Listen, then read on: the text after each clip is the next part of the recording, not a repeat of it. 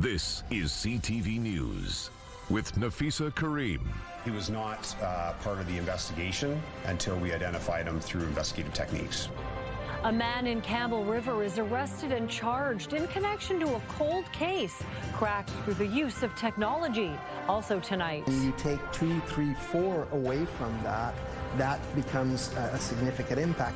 The challenges in staffing levels for South Island police departments. Part 3 in a CTV News series with our Adam McMillan.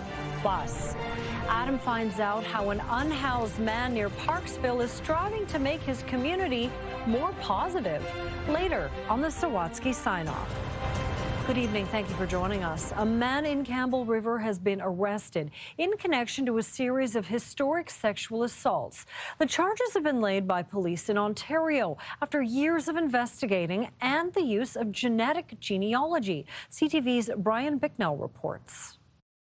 In the 1990s, Jason Timothy Davidson was a young man living in southwestern Ontario. Now, nearly 3 decades later, the 52-year-old has been arrested in BC, where he currently resides, accused in a series of violent sexual assaults that took place over 5 months in 1997 around Sarnia and Chatham, Ontario. I can tell you that he was not part of the investigation until we identified him through investigative techniques. According to Ontario Provincial Police, on March 26, 1997, a female youth was abducted in Sarnia, taken to neighboring Sombre Township, and sexually assaulted. On May 23rd, a female youth was picked up in Thamesville, part of what was then Kent County. She was taken to a wooded area and sexually assaulted.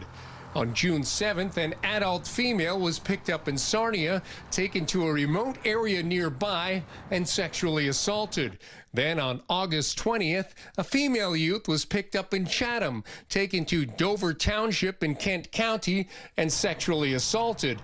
At the time, all 4 victims came forward to police. For 28 years, our teams have worked extremely hard to identify the accused by re-examining evidence, following up on more than 450 tips. Police say over the years, 2 of the cases were linked using DNA analysis. Then in January of 2024, with advancements in DNA technology, all 4 assaults were connected to the same individual. That was the turning point.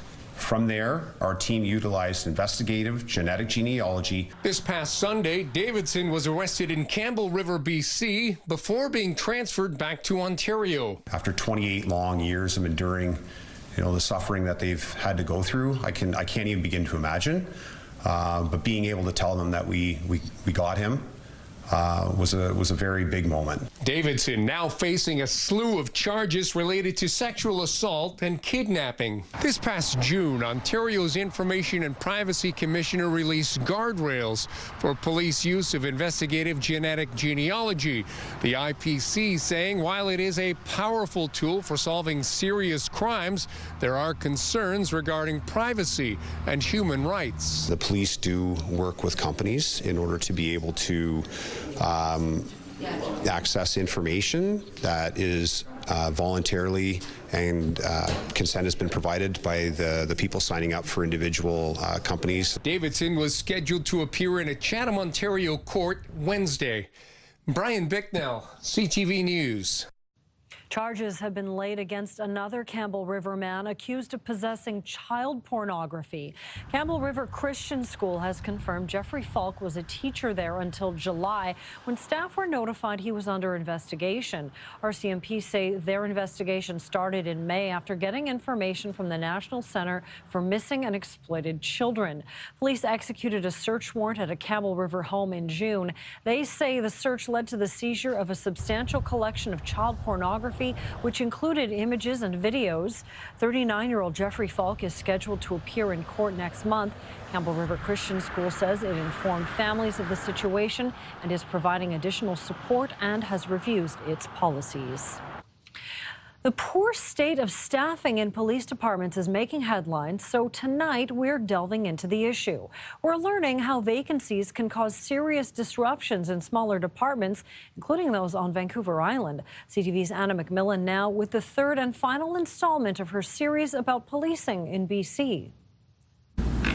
In the 9 weeks that Victoria's new police chief has been on the job, she says it's become clear she doesn't have enough officers. Over the years, the things that you would expect to go unfilled or to collapse are exactly the types of resources that we no longer have. So, for example, I have a photo of the traffic unit in 1999. There were 18 members. We now have 3 deployable traffic unit members that deploy out of the city of Esquimalt. Vic PD has budgetary approval for 269 officers and is asking for 16 more. We actually don't have a number of hard vacancies here. Our challenge here at Vic PD, unlike many other departments across the country, is one of authorized strength. Hard vacancies as in open positions. The department does have soft vacancies, though, including medical leaves, suspensions, and parental leaves. Generally, we have approximately 45 people, including academy recruits, who are not fully deployable at this time. Departments across the country say they're struggling with staffing. A criminal justice instructor says that matters because it can cause delays in criminal investigations. That has an impact on victims, and witnesses, and the whole criminal justice system as a whole. He says recruitment and retention have taken hits due to negative perceptions of police and the challenging workload. I would suggest that law enforcement is a smaller portion of their day-to-day work compared to actually attending mental health call, trauma calls. CTV News requested staffing numbers from Vancouver Island's municipal departments. Saanich didn't provide the data, but Oak Bay and Central Saanich did. Oak Bay says all 22 of its positions are filled, though 2 officers are recruits in training. Central Saanich has an authorized strength of 28. As of late last month, 1 officer is on medical leave, 2 are suspended, and 2 positions are vacant. When you're looking at small police department, where you only have a certain number of officers available to do the police work, and you take 2, 3, 4 away from that, that becomes a significant impact. In August, Victoria's outgoing police chief said part of the problem is limited training space. We just got the allotment for our police academy seats for the January class, and we have 8 seats. Our request was for 16. The academy recently got funding for more seats. Meantime, Vic PD is seeking provincial approval to establish a temporary training facility on the island. Our hope is that it will be approved in the coming weeks. In the first part of this series, we broke the news that South Island mayors are meeting with government to discuss regionalized policing. If that becomes a reality, we heard hope for the long term that island departments could strengthen their recruitment and retention efforts by working together. Anna McMillan, CTV News, Esquimalt. Our CMP are looking for help finding a man who allegedly stole thousands of dollars of recyclable drink containers from a group of Sea Cadets in Souk. Police have identified a suspect who they say was caught on surveillance video breaking into a shipping container and taking the bottles. Souk RCMP say the theft happened on October 11th, and the recyclables took cadets roughly a year to collect through fundraisers. They're now scrambling to make up the fundraised money. Souk RCMP described the suspect as wearing a distinctive jacket with striped cuffs and a logo on the front of the waist area. If you have any information, you're asked to contact Souk RCMP or Crime Stoppers. Well, they are perhaps the cutest critters in the region, and with fewer than 400 left, the sighting of a Vancouver Island Marmot pup comes as welcome news for conservationists. The Marmot Recovery Foundation caught this perfect glimpse of a Vancouver Island marmot interacting with its wild-born pup back in August. It's a moment the foundation was overjoyed to capture on camera, as the critically endangered species, which once stared down extinction, has seen its population grow from just 30 in the 1990s to more than 350 today. Well, construction is about to begin on Monument Park in downtown Victoria, honoring Japanese Canadians who were forcibly displaced and interned during the Second World War. It will be located on the south side of St. Anne's Academy near Beacon Hill Park. The park's centerpiece will be a wall of names honoring 22,000 people of Japanese descent, most born in Canada, who were displaced from their homes in BC during the 1940s. That wall will be surrounded by a Japanese-inspired garden that will provide space for quiet reflection and community gatherings. Beginning in early 1942, more than 90% of Japanese Canadians living in this province were detained under the War Measures Act and stripped of their homes, possessions, and businesses. Still ahead on CTV News, assessing the destruction after a terrifying storm makes landfall in Jamaica. The worst day of my entire life, the worst experience of my entire life. It was horrible. We absolutely don't know how we're going to recover from this, honestly. At least 25 people are dead, hundreds of thousands without power. The latest from the disaster zone when we return. 14 degrees. Looks like some sun. We'll be back after the break with the full forecast. CTV weather brought to you by Expedia Cruises. Plan, book, and safeguard your journeys. Explore the possibilities at expediacruises.ca. Hey, West Shore Youth, looking for a fun spot to hang out? Youth nights are here. Skating, art, swims, and a place to chill. Staff-led and supervised for a safe, inclusive vibe. Check out WSPR.ca for more info.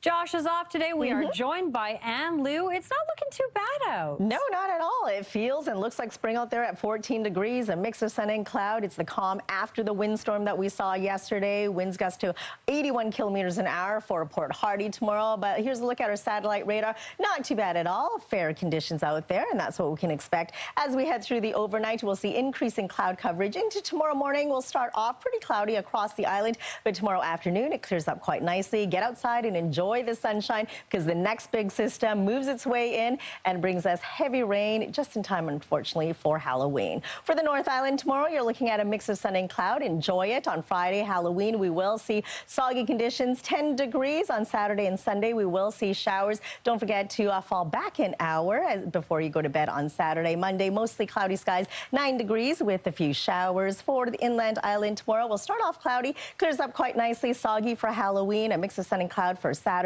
Few scattered showers on Sunday before it clears out of the way. Monday, we'll see cloudy conditions. For the West Coast, a beautiful day tomorrow once the clouds clear. Wet and windy for Friday. For Halloween, 11 degrees, mostly cloudy skies on Saturday. Showers on Sunday. Overcast conditions for Monday with a high of 10. On Thursday, tomorrow for Comox, you're looking at sunny breaks. Wet and windy for Halloween. Mix of sun and cloud as we head into the weekend. Clouding over on Monday. That's what you can expect for Nanaimo tomorrow. 13 degrees under a mix of sun and cloud. A soggy Halloween. Lots of sunshine to kick off the weekend on Saturday. A mix of sun and cloud on Sunday. And then for Victoria, tomorrow we'll see a high of 12 degrees. Once the clouds clear, it'll be wet for Friday. For Halloween, 10 degrees. On Saturday, we'll start off with some showers. Clears up quite nicely. Again, don't forget to turn your clocks back an hour before you go to bed. Sunday, we'll see a mix of sun and cloud. And then on Monday, overcast conditions with a high of 10.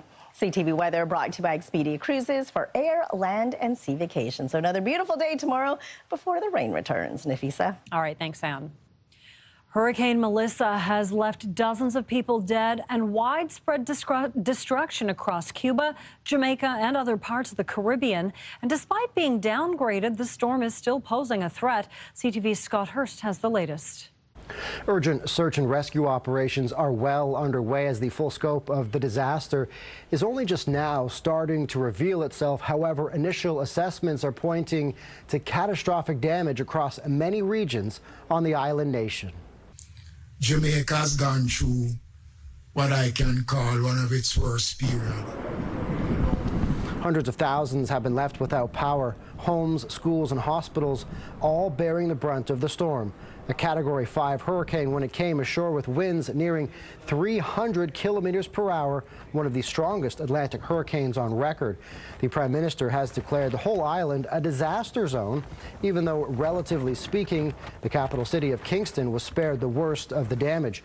Crews are working tirelessly to also reopen airports, potentially some as early as tomorrow. Of course, on an island nation, they are a critical lifeline for not just getting people in and out, but also emergency emergency supplies desperately needed in the wake of the devastating hurricane. We have teams out on the ground as we speak. They're trying to get to western parts of the country where we expect to see the most severe devastation. But I think just from the images that are coming in, we see homes that have been submerged, infrastructure completely destroyed, entire communities that are really struggling just to survive at the moment. And we really want to urgently get assistance to them so that they can get back on their feet as soon as possible. The storm initially hit Cuba as a major Category 3 hurricane. Hundreds of thousands of people had been evacuated to shelters ahead of its arrival, where eastern Cuba, including the nation's second largest city, Santiago, felt the full force of the storm. Despite being downgraded, it is likely to remain a dangerous hurricane as it now impacts parts of Turks and Caicos and Bahamas. Scott Hurst, CTV News, Toronto. Donald Trump's trade war with Canada and our weak economy led to the Bank of Canada cutting its trend-setting lending rate, now at 2.25%. The central bank says the trade war is fundamentally reshaping our economy and that it will leave lasting scars. The bank is projecting Canada will narrowly avoid a recession with growth at just 0.75% for the second half of 2025. The economy overall, says the bank, will be 1.5% smaller by the end of 2026 than initially forecast. To help ease the trade shock, the central bank cutting rates to 2.25%. Part of it is structural. The U.S. has swerved to protectionism. It's harder to do business with the United States. That has destroyed some of the capacity in this country. For now, the bank suggests it's done lowering rates as long as its growth forecasts don't change and inflation remains around 2%. However, with unpredictable trade policies south of the border, experts say change can happen fast. The Canadian Taxpayers Federation has released a new report warning BC's debt is growing at an alarming rate, and taxpayers are the ones footing the bill. This government desperately needs to rein in their out-of-control spending and stop racking up that kind of debt for British Columbians. Because just like with your family credit card, big debt today means big interest payments down the line. The findings show total provincial debt has jumped 136% over the last year, and that every British Columbian now owes the equivalent of $27,000 towards that debt. The Federation adds that interest payments alone will cost more than $5 billion, and by 2027, those payments are projected to hit $7.6 billion. Coming up, garbage and air guitar. Adam finds out how an unhoused man in the Oceanside area discovered a unique way to improve his community. Next on the Sawatsky Sign-Off.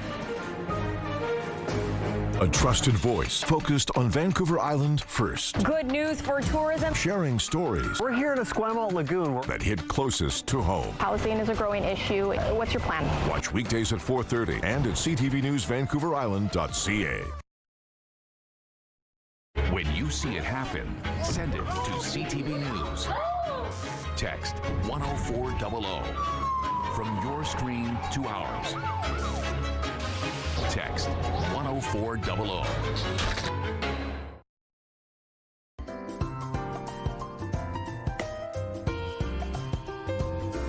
Finally, Adam finds out how an unhoused man near Parksville is striving to make his community more positive on the Sawatsky Sign-Off. Jason Perry is in the midst of a journey he never expected to begin. It was a shocker, for sure. During the pandemic, he lost his custom cabinet business. Overwhelming stress. Followed by his home. I'm just living in the bush. And when he realized that being homeless was permanent, his former office manager, Shirley Chamberlain, says Jason's mental health started seriously suffering. His walk's different, not taking care of himself. But then one day, while wandering by a discarded box that had been stuck in a highway ditch for ages, Jason felt compelled to do something about it. And I just jumped in there, ripped it out. There's another one, another one, another one, another one. A lot more than I thought. Jason says he spent the next couple hours picking up every piece of trash. It just felt awesome, positive. So he did it the next day, and the day after that. And now, more than a year later, keeps doing it. He has something to do to look forward to that he was doing himself. And if he began feeling bad, Jason discovered, if he started picking up garbage, he'd always end up being happy. It's magical almost for him. And it's definitely purposeful. A mission, Jason says, to help the environment, raise awareness about homelessness, and spread positive energy to all the drivers who pass him. Started doing that. And then, because they would honk back, turned into an air guitar. Turned into an air guitar.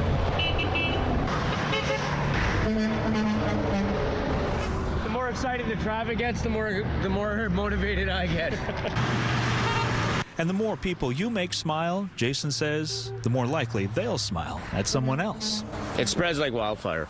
And when Jason finishes each project, like an artist completing a canvas, he signs the area with a happy face, heart, and peace sign, hoping to inspire others, no matter their circumstances, to make their world a better place too.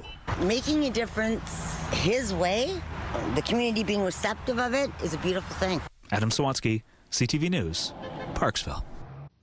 That is it for CTV News Vancouver Island. Thank you so much for joining us. Good night.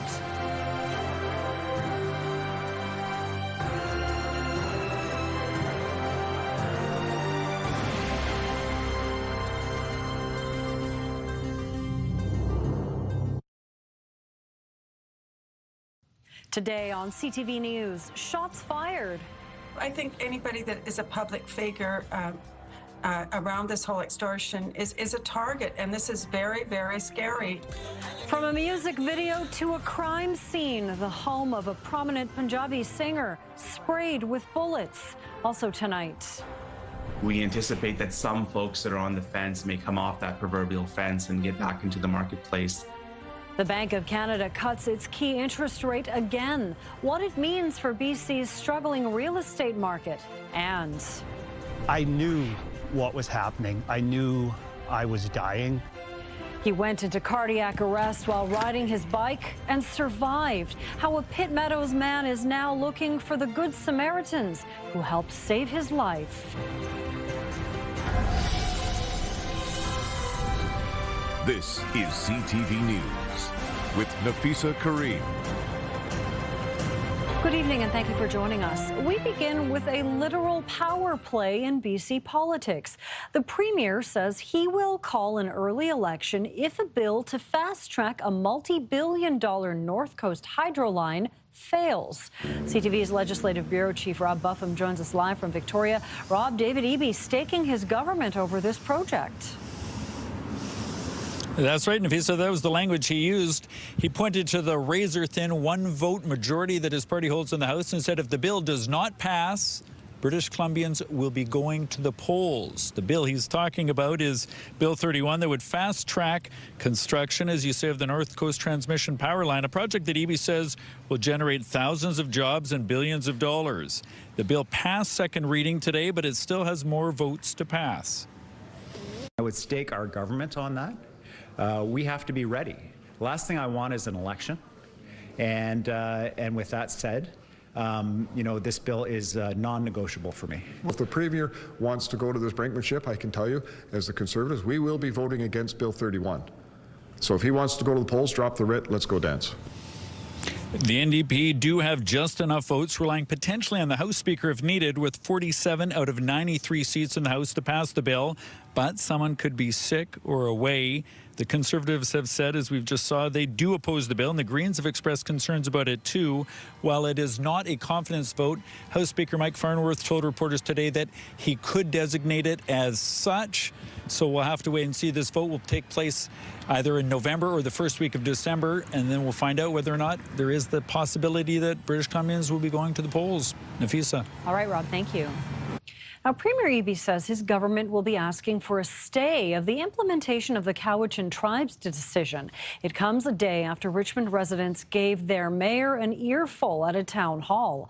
Hundreds of people filled a hotel ballroom, many of them peppering Mayor Malcolm Brodie with questions about why they were kept in the dark for years as the case made its way through the courts. Cowichan Tribes prevailed in the longest court case in Canadian history, gaining title to about 750 acres. It includes city and federally owned lands and also private property, including homes. Hundreds of residents voiced their fears. People have been left in limbo. Some fear their mortgages, insurance, and property values are at risk because of the Cowichan ruling. Another thing that I announced very early is that we would be seeking a stay of the decision. And as such, we are gathering information from those that might be impacted to support that stay, and we'll keep at it. City of Richmond and the province are appealing the court ruling, and so is the Musqueam Indian Band, which also claims title over the land in question. A push to lower Vancouver's voting age to 16 has been rejected at City Hall. You're against democracy. You're giving the kids the right to vote. Shame on you. Shame on you. Environmental advocate Paul George yelling those words after the decision. Green councillor Pete Fry brought forward the proposal aiming to give younger people the right to vote in local elections. But those plans won't move forward after all of the ABC councillors opposed the motion. Municipal elections are next October. CTV News has learned a home in Surrey that was shot at early Sunday morning belongs to a famous Punjabi singer named Chani Nathan. Video circulating on social media shows gunmen firing multiple rounds at the home from the vehicle. The Lawrence Bishnoi gang has claimed responsibility for the shooting on social media. The home in the 7800 block of 124th Street in Surrey was riddled with bullets just before 3 on Sunday morning. Surrey police confirmed several people were inside, but no one was injured. Sources confirm the home belongs to Nathan, but they've been advised not to comment as the investigation is ongoing. I think anybody that is a public figure around this whole extortion is a target, and this is very, very scary. And you know, people should be able to feel safe living in their city, whether it's Surrey or Brampton or any other city in Canada. The attack comes just 12 days after Bollywood comedian Kapil Sharma's Caps Cafe was targeted for the 3rd time. The Lawrence Bishnoi gang has also claimed responsibility for those shootings. Canada has designated the gang as a terrorist entity. The Bank of Canada has lowered its key interest rate again, the 4th cut this year, bringing the overnight rate to 2.25%. The move is meant to help Canadians through what the bank calls a period of adjustment as the economy struggles under U.S. tariffs and slowing growth. CTV's Reagan Hasegawa explains what the change could mean for BC's real estate market. For Metro Vancouver homeowners and buyers, Wednesday's rate cut could mean a little extra breathing room. The Bank of Canada has now lowered rates by a full percentage point since January, hoping to spark confidence and spending as the economy slows. U.S. tariffs and trade uncertainty have weakened the Canadian economy. We expect very modest growth through the rest of the year, with some pickup in 2026. Governor Tiff Macklem says tariffs from the U.S. and soft exports are weighing on growth, even as prices for food and gas stay stubbornly high. But for anyone paying a variable mortgage, the cut does bring a little relief. Anybody who is currently carrying a variable rate mortgage will feel a reduction in their mortgage payments of about $13 per $100,000 of mortgage money you owe. The main thing that we see after an interest rate reduction like this is renewed confidence in the market. That confidence may encourage buyers to return to the market, but with a record number of listings in Metro Vancouver right now, sellers still face tough competition. This is not a market for aspirational sellers. The most motivated seller in the neighborhood is going to set the new market price for that sub-area. Economists say today's move was widely expected, but the tone from the bank signals something new. Kind of a bit more of a surprise was how clear they were that they think that that's where they'll be stopping for now. The next decision comes December 10th. With the cost of living still straining household budgets, many will be watching closely to see if lower rates finally bring some lasting relief to Canadians struggling to keep up. Reagan Hasegawa, CTV News, Langley. The Canadian Taxpayers Federation has released a new report warning BC's debt is growing at an alarming rate and taxpayers are the ones footing the bill. This government desperately needs to rein in their out-of-control spending and stop racking up that kind of debt for British Columbians. Because just like with your family credit card, big debt today means big interest payments down the line. Yeah. The findings show total provincial debt has jumped 136% over the past year, and that every British Columbian now owes the equivalent of $27,000 toward that debt. The Federation adds that interest payments alone will cost more than $5 billion, and by 2027, those payments are projected to hit $7.6 billion. Well, it was a night to forget for the Vancouver Canucks. Will Pulley, back in front, Zibanejad scores! The Canucks couldn't get a spark going in JT Miller's return, falling 2-0 to the New York Rangers. The team now heading to St. Louis with some key players not even making the trip. The Rinkside Report is next. The Rinkside Report, brought to you by CapitalDirect.ca. Let's make your vision a reality with Capital Direct. The Canucks' top point getter is the latest player to go down with an injury in last night's loss to the New York Rangers. The team has left for a 3-game road trip without Connor Garland, Captain Quinn Hughes, and 6 others who've gotten hurt so far this season. CTV's Shannon Patterson now on a team that just can't stay healthy. In this week's Rinkside Report.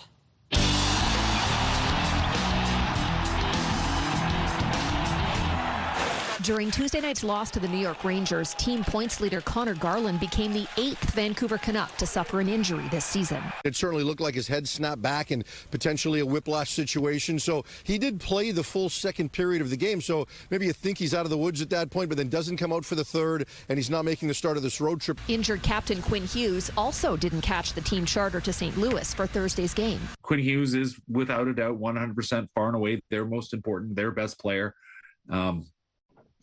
And it's hard to win when you don't have your best player. There's no word when center Philip Hida will return after this massive hit during the Canucks win against Washington 10 days ago. We're looking at least 6 concussions that have been documented at this point on the player, and there's a lot of people that are worried about his future. The Canucks are also without Niels Höglander, who was hurt during the preseason, and 4 players injured during early season matchups: Teddy Bluger, Jonathan Lecker-Mackey, Victor Mancini, and Derek Forbert. There's just no managing through this, no matter who you call up, no matter who you try to trade for, sign, whatever. The simple truth is having 8 guys out of the lineup not available is it's a nightmare. Is there a point where you're like, what am I supposed to do as a coach? Oh, I don't think you can even think that way. And that's a good question, because I think it's a fair question. But I think you just can't go that way. You know what I mean? We're going to keep going the way we're going. I think if you're Adam Foote, you can't get rattled. You can't show that you're frustrated, and you can't allow the injuries to become an excuse in the locker room. After an injury and drama-filled season last year, there was hope the Canucks could stay healthy and be a playoff contender. 11 games in, they're under 500. In a league where realistically you probably still need 95, 96 points to make the playoffs comfortably, a 500 record only gets you to 82 points. If the Canucks want to make the postseason, they need to start winning with the players they have. It is the next man up, and there's nothing you do except keep going. That's what we're going to do. Shannon Patterson, CTV News, Vancouver. The Rinkside Report, brought to you by Capital Direct. CapitalDirect.ca. A Pitt Meadows man who collapsed while cycling is searching for a pair of good Samaritans who he credits with helping to save his life. Paul Craig is a competitive cyclist, but while out on an easy bike ride on a dike in late September, he started to feel faint. He fell off his bike and blacked out, suffering a sudden cardiac arrest. He says a man and woman found him. They called 911, and then the man rode Craig's bike to the nearest road and brought firefighters to his location. There's no question in my mind that, had the couple not been walking on this dike and had they not found me, I would not be alive today. Craig says his heart stopped for 6 minutes as firefighters and then paramedics worked to revive him. He wants the couple who called 911 to know he's alive and well and grateful for what they did. He also says he received first-class care at Ridge Meadows Hospital. Well, hey, all you cats and kittens, we've got some furry friends looking for a home. A very feline-friendly Homeward Bound is coming up. And later, from cancer scare to scaring the whole neighborhood, how a boy who escaped death is using Halloween to scare up big bucks for a good cause. Plus, Anne's forecast is next.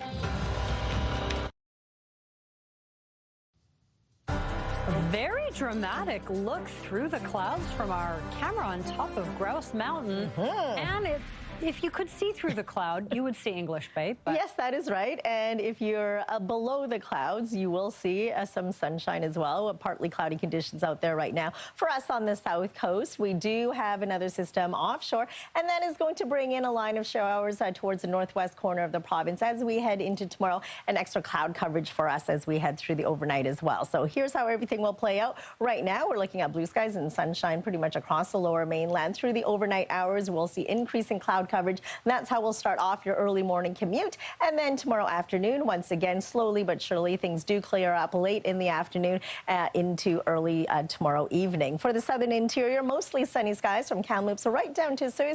You're looking at temperatures at 10 degrees across the board. That's what you'll see for Nelson. Few clouds for Revelstoke and Cranbrook. Temperatures between 6 and 9 degrees. A mix of sun and cloud for the central coast and central interior with temperatures between 6 and 8 degrees for the northern half of the province. There's the showers I mentioned, wet and windy for Massett once again.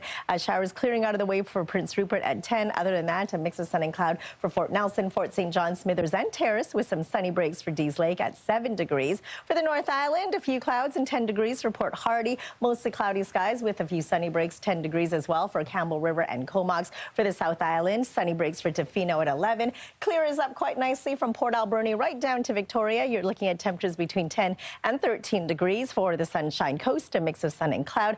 A little cloudier up the Sea to Sky Highway. You'll see sunny breaks, 10 degrees for Squamish, 7 for Whistler, and for us across the lower mainland. Clearing as we head into the afternoon. Temperatures between 11 and 12 degrees. Enjoy it because it is going to be stormy for Halloween on Friday. 10 degrees into Saturday morning before it dries up. Don't forget to turn your clocks back an hour before you go to bed on Saturday night. A few scattered showers on Sunday. Drying up on Monday with some sunny breaks and a high of 13 degrees. So enjoy tomorrow because it's going to be a soaker on Friday for the little trick-or-treaters. Perfect opportunity to wear a Captain Highliner costume. Ooh, I like that a lot. Waterproof. Mm-hmm. Thanks, Sam. You're welcome.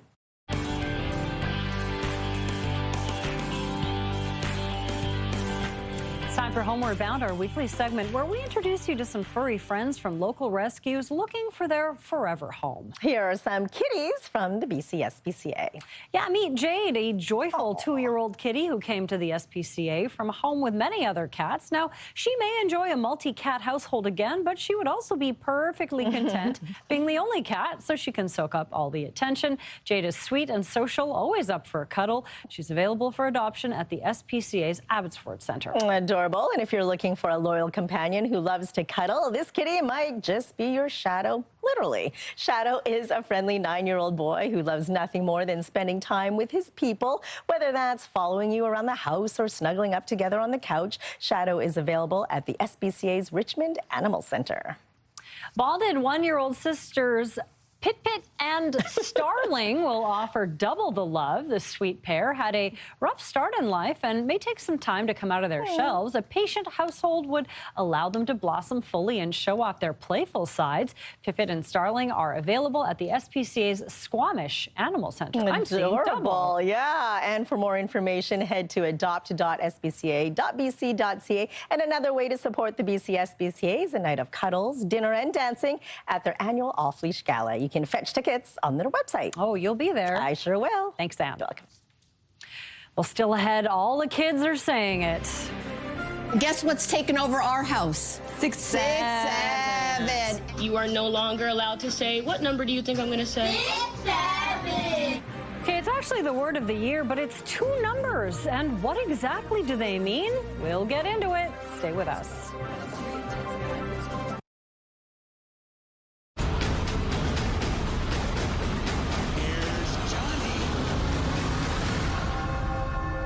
A horror classic is getting a big screen revival. For the first time ever, The Shining is heading to IMAX, giving moviegoers a new way to experience Stanley Kubrick's masterpiece. The 1980s psychological thriller stars Jack Nicholson and Shelley Duvall. The special re-release celebrates the film's 45th anniversary and opens December 12th. Harry Styles is back in Las Vegas, sort of. The pop singer has arrived at Madame Tussauds in wax form. The latest wax figure captures the former One Direction star rocking his iconic look from the 2023 Brit Awards with a red sequined crop jacket, high-waisted trousers and black shoes. It took a team of 20 artists about 9 months to sculpt, paint and hand insert every strand of hair. Vegas is now the 8th city to welcome a Harry Styles figure following installations around the world in 2023. Now the preview of CTV News at 6, Mi-Jung Lee. Nafisa, we are learning more about a shooting in Surrey over the weekend. The home target, it belongs to Punjabi singer Chani Natan. Social media video has surfaced that appears to be the shooting. South Asian entertainers have been targeted by violence before in Surrey. Who is claiming responsibility? And a Vancouver City Councillor is facing questions about his attendance record. This comes at a time when city staff are being ordered to be in the office. What Brian Montague told CTV. And after an emotional meeting in Richmond last night, CTV asked the top Indigenous leader in Canada about the controversial Cowichan ruling. I'll be back at 6. Nafisa? Thanks, Mi-Jung. A creative dad gets crafty for Halloween, building a costume made entirely out of eco-friendly materials and then using it to troll trick-or-treaters. Plus, a haunted house that's scaring up fun for a good cause. Here's CNN's Jeremy Roth with Take a Look at This. Take a look at a Wisconsin dad's homemade Halloween costume crafted not just for oohs and ahs, but also a cause. Elliot Lund was tired of phoning in his yearly costumes, so this year he got super ambitious and crafted an ode not just to his hometown of Wauwatosa, but its icon Mama Rosa, a 24-foot-tall troll statue created from fully sustainable materials. Lund took a similar approach, crafting his costume almost completely from bark from his trees, sticks, and other recycled materials. 80 hours later, Lund's labor of love was ready to debut, and he took to the streets, literally trolling trick-or-treaters at an early Halloween event. He says the work was worth it to bring to life a trolley tribute that puts the eek in eco-friendly. Speaking of getting ghoulish to do some good, a teen cancer survivor in Michigan has brought back a now annual haunted house designed to help kids fighting cancer.